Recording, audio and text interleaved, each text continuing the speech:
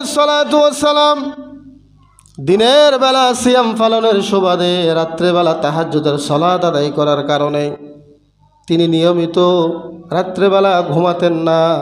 যেহেতু আগের নবী তাকে দায়িত্ব দিয়ে গিয়েছেন, শর্ত করে দায়িত্ব দিয়েছেন, এই জন্য রাত্রেবেলা ঘুমান না।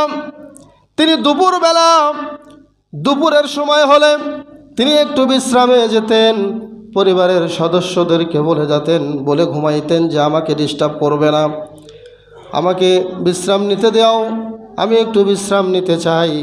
তিনি প্রথম দিন যখন ঘুমাইতে গেলেন, শয়তান এদিক দিয়ে চলে আসলো।